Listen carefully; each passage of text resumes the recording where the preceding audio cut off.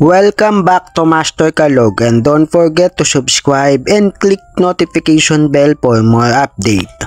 Kaugnay sa issue ng impeachment laban kay Vice President Sara Duterte, nanindigan si Atty. Rodriguez sa kanyang mga sinabi. Gayun din naman si Senate President Escudero ay nanindigan din sa kanyang mga pahayag. Kinakailangan verified impeachment complaint. Pag sinabing verified, kinakailangan ito ay base sa kanilang personal knowledge o kaalaman o kaya base sa authentic document. Pag inyong babasahin yung impeachment complaint na 33 pages, kung inyong talagang iintindihin, ang kaya lamang ho pumirma sa isang oras ay 6. Sapagkat kung babasahin, iintindihin at ibabase ito sa personal knowledge o dili kaya sa authentic records, you have to have at least 10 minutes para maintindihan ito at bago mo pirmahan. Sa 10 minutong yan, sa loob ng isang oras, 6 lamang ang makakapirma. Sa 7 oras na walang kahit anong break, 42 lamang ang makakapirma na mangbabatas. Saan galing yung 215 na pirma? Walang dahilan para magpatawag ng special session para sa impeachment trial ni Vice President Sara Duterte. Yan ang iginiit ni Senate President Chis Escudero sa isang press conference sa Sorsogon.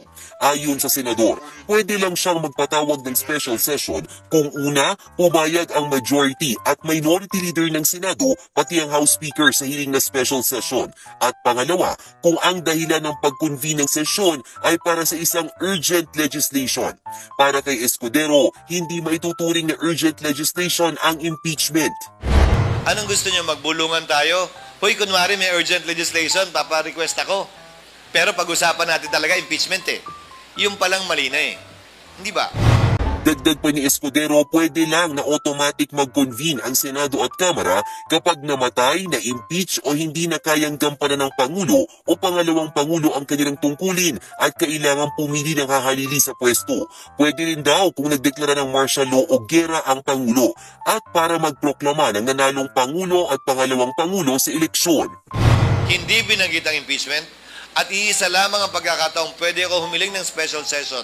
Wala rin kinalaman ang impeachment doon. At alam ni Senator Pimentel yan, kaya caucus ang hiningi niya. Ngayon pa lang sinasabi ko na, hindi ako interesado, tatanggihan ko yun kung inalok man sa akin yun. Hindi tama at hindi dapat ginagawa yun. Kahit anya sa Kamara, hindi rin dapat ikonsidera ng mga nagpa-impeach kay VP Sara ang kanyang posisyon. Delikadesa is rarely seen in government, but I think we can always go back to it and rekindle and refresh it in the minds of our people.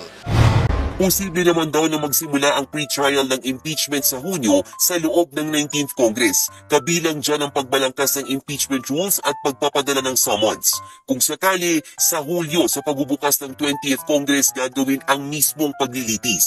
Tingin ni Escudero, kaya nilang tapusin ang impeachment trial sa loob ng 3 buwan. Kaya posible aniyang magkaroon ng desisyon ng impeachment court sa Oktubre.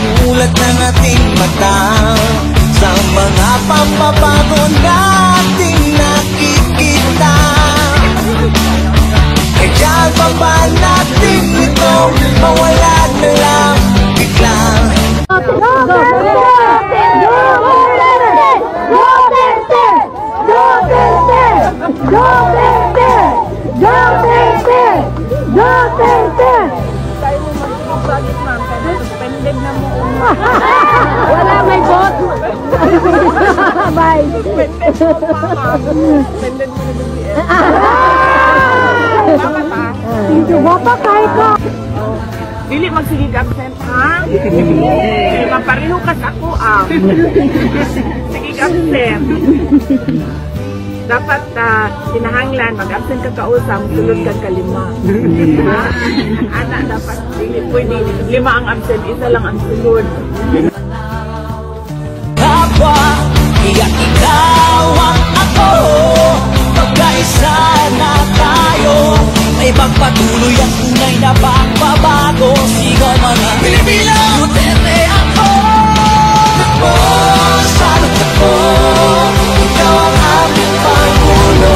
Ako, salut ako, ikaw ang bayan mo, ipagpatuloy mo ang pagbabago na hinahangad ng bawat Pilipino.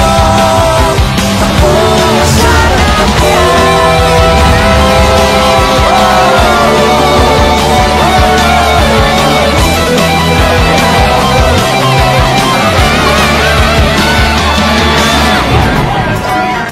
Wala kay klase. Tanaw niya. Kaya ba na nakabubasa? Kaya ba na bantay bitaw ha? Check na ko kayo. Sa may nakasulat din eh. Popcorn. Galing mo. Dili magsigig absent ha? Mapareho ka sa ako sigig absent. Dapat sinahanglan, mag-absent ka kausap, tulod kang kalima.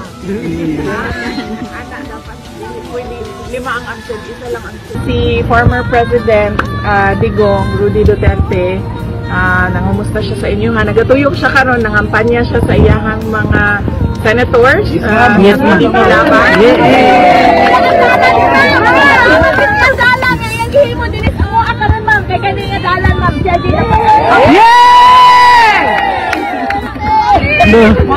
Maudi ay kanang gwapo kaayo inyong dalan wala. Yes. Wala kayo untol-untol. Yes. Tugay kayo ko natulog sa sakyanan. Yes. Sabi kayo kung tulog kay walay untol yun. Mao ang ato ang gusto nung mapadayon kung unsa man tong mga big ticket o mga dagko nga proyekto para sa ato ang nasod, para sa kalambuan, sa kalinaw.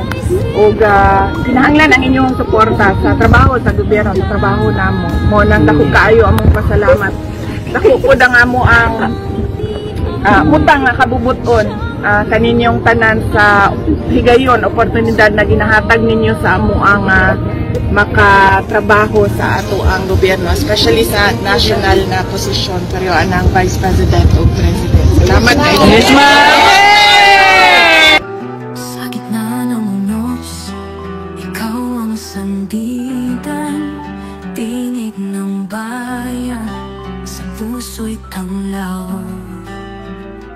Tibay ng loob, dala mo sa laban, sa bawat hakbang, tagumpay ang ilaw. Sara Duterte ng bayan, lakas ng pag-asa, paglingkuran kay di nalalantad. Tapang at puso yung dala-dala, pagkakaisa sa'yo'y sumisipol na. Sa landas ng hirap, ikaw ang sagot. Hawak ang pangarap ng bawat sulok. Isang tinig, isang bansa, isang kinabukasan puno ng sigla. Sara Duterte ng bayan, lakas ng pag-asa, paglingkuran kay di nalalantad. Bawat puso yung dala-dala, pagkakaisa sa'yo'y sumisipol na.